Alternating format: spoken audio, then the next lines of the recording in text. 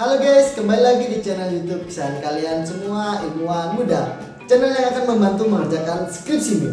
Pada video kali ini guys, kita akan melanjutkan terkait beda skripsi ya jurusan fisika. Khususnya di video ini adalah bab 2-nya, yakni bab tinjauan pustaka. Jadi buat kalian yang belum nonton video bab satunya, tonton dulu agar nyambung di video pembahasan kali ini.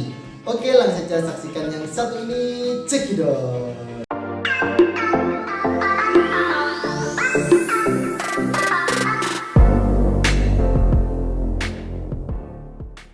Halo sobat ilmuwan muda, kemarin kita sudah membahas terkait bab 1 ya. Sekarang kita akan lanjut untuk membahas bab 2. Oke, bab 2 ya. Nah, bab 2 sendiri teman-teman disebut banyak ya istilahnya. Ada yang menyebut tinjauan pustaka, lalu ada juga landasan teori, ada juga yang mengatakan studi literatur, dan ada juga yang mengatakannya sebagai dasar teori. Akan tetapi di bab 2 deskripsi kali ini namanya adalah dasar teori. Kemudian apa saja yang harus diperhatikan? Yang pertama teman-teman, ide pokok yang digunakan sama seperti pendahuluan atau latar belakang, akan tetapi lebih disempurnakan lagi. Apa maksud disempurnakan di sini? Disempurnakan berarti dijabarkan lebih luas lagi, karena isi dari bab 2 tentu lebih banyak daripada pendahuluan. Meskipun ide yang dikembangkan sama ya teman-teman. Jadi yang pertama membahas terkait boron neutron capture therapy atau BNCT, lalu poin pembahasan kedua terkait kanker paru-paru, dan yang ketiga terkait aplikasi PITS versi 3.20. Lalu kajian pustaka di sini ada beberapa subbab ya teman-teman. Yang pertama di sini ada 2.1 yakni kanker paru-paru, lalu 2.2 radioterapi, kemudian 2.3 boron neutron capture therapy atau BNCT, dan ada 2.4 yakni particle and heavy ion transport code system atau PITS. Oke, mari kita bedah isi bab 2-nya satu persatu. Yang pertama di sini ada 2.1 yakni kanker paru-paru. Pada poin ini dijelaskan beberapa literatur terkait kanker paru-paru. Misalnya saja, kanker paru-paru merupakan salah satu kanker yang paling umum terjadi dengan angka kematian yang tinggi di seluruh dunia. Ini menurut Mao et al. Tahun 2016. Di Indonesia pada tahun 2020, kanker paru-paru merupakan kanker ketiga yang paling banyak diderita setelah kanker payudara dan kanker serviks. Ini menurut Globokan tahun 2020. Kemudian bagian 2.2 yakni radioterapi. Pada poin ini dijelaskan beberapa literatur terkait radioterapi. Misalnya saja, radioterapi adalah terapi yang menggunakan radiasi pengion dalam pengobatan pasien dengan tumor ganas atau jinak. Radioterapi merupakan komponen penting untuk terapi kanker yang disertai dengan pembedahan dan kemoterapi. Ini menurut Atun et al. Tahun 2015. Lalu lanjut bagian yang 2.3 yakni boron neutron capture therapy atau BNCT. Pada poin ini dijelaskan beberapa literatur terkait BNCT. Misalnya saja, neutron capture therapy atau NCT adalah teknik yang dirancang untuk secara selektif menargetkan radiasi partikel bermuatan berat ke sel tumor. Prinsip boron neutron capture therapy atau BNCT pertama kali diusulkan oleh Gordon Locher pada tahun 1936.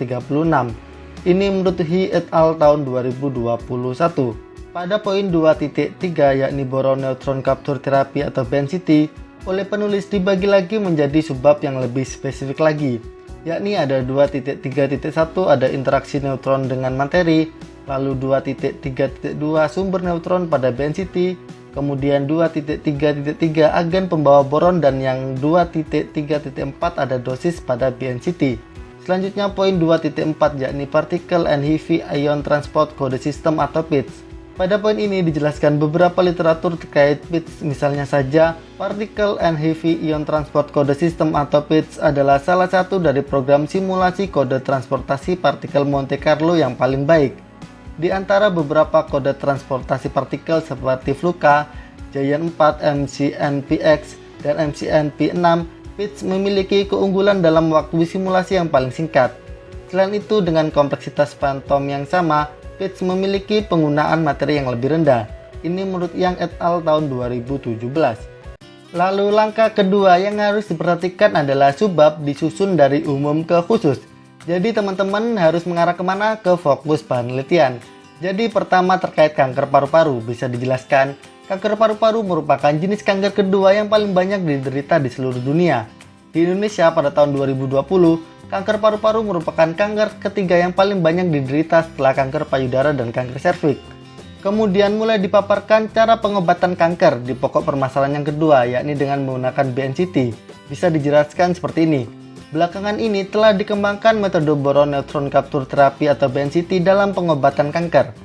Terapi BNCT adalah pengobatan berdasarkan interaksi atom antara neutron epitermal dan isotop 10B yang dapat mentarget sel tumor dengan radiasi energi tinggi dan menyisakan jaringan normal. Lalu di poin ketiga ini sudah masuk tentang aplikasi PITS versi 3.20. Bisa dipaparkan seperti ini. PITS Particle and Ion Transport Code System adalah kode simulasi transportasi partikel Monte Carlo untuk keperluan umum.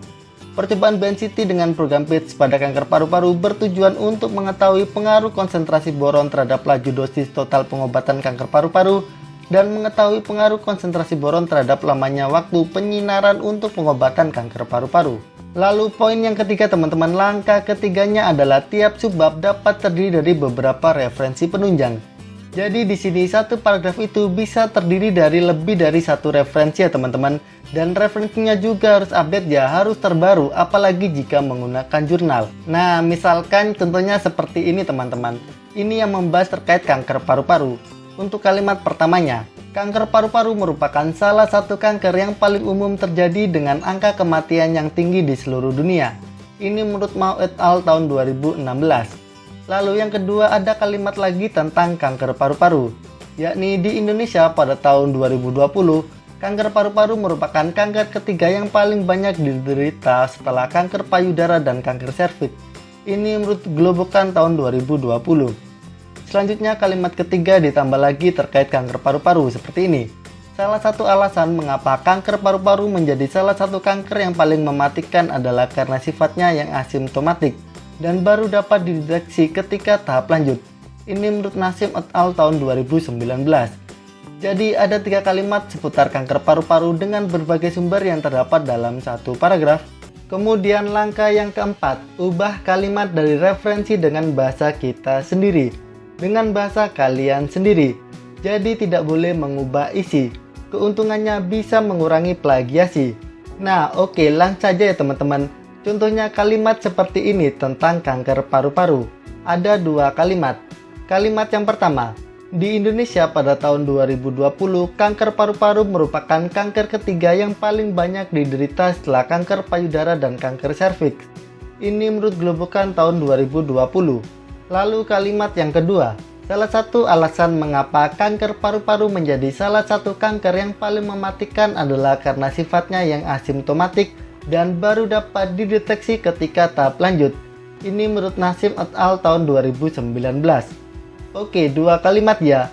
Langsung kita ubah kalimat pertamanya menjadi pada tahun 2020, di Indonesia kanker paru-paru adalah kanker ketiga yang paling banyak diderita sesudah kanker serviks dan kanker payudara.